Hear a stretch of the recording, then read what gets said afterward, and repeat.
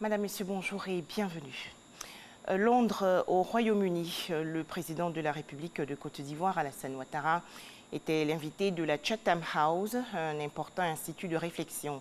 Le chef de l'État ivoirien a fait une communication sur le thème « Élections en 2020, assurer la stabilité et l'inclusion ».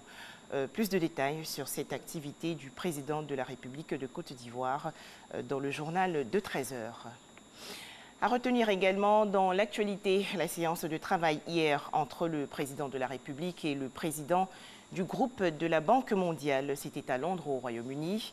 Alassane Ouattara et David Malpass ont longuement travaillé sur le financement de projets et la digitalisation. Les détails dans ce reportage de Habiba Dambélé-Saoui. David Malpass, à la tête d'une importante délégation, a rassuré le chef de l'État sur les excellentes relations de coopération qui existent entre la Banque mondiale et la Côte d'Ivoire grâce au leadership du président Alassane Ouattara et à la bonne gestion des finances publiques. C'est toujours un grand honneur pour nous de recevoir le président de la Banque mondiale, surtout qu'il nous a annoncé de très bonnes nouvelles. Et nous avons insisté sur le fait que nous allons travailler à améliorer la digitalisation, parce qu'il faut améliorer l'inclusion financière, mais également, bien sûr, le financement des projets sociaux. Le président de la Banque mondiale est un homme bien connu.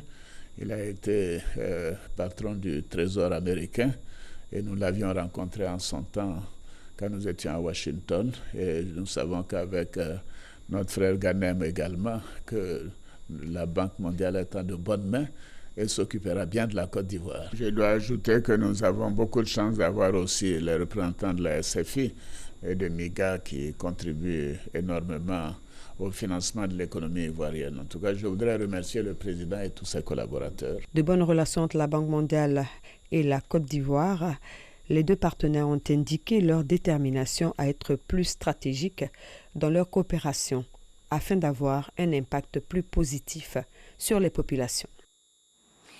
En Côte d'Ivoire, les préparatifs du 27e congrès de l'Union postale universelle vont bon train.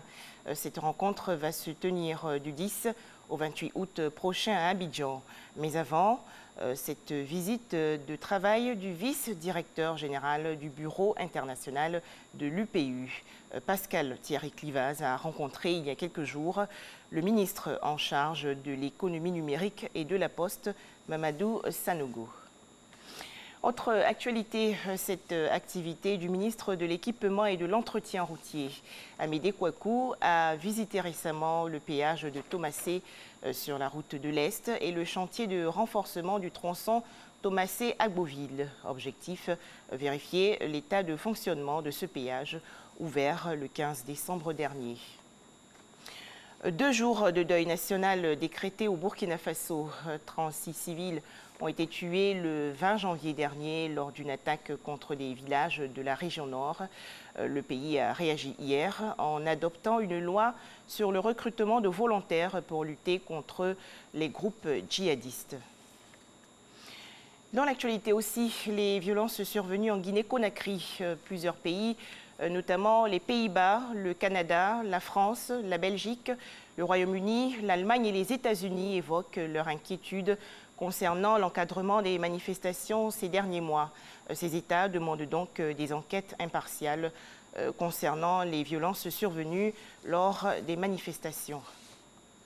Enfin, le continent asiatique désormais en état d'alerte. La raison, le coronavirus a fait 9 morts et plus de 400 cas détectés en Chine. Merci de nous avoir suivis.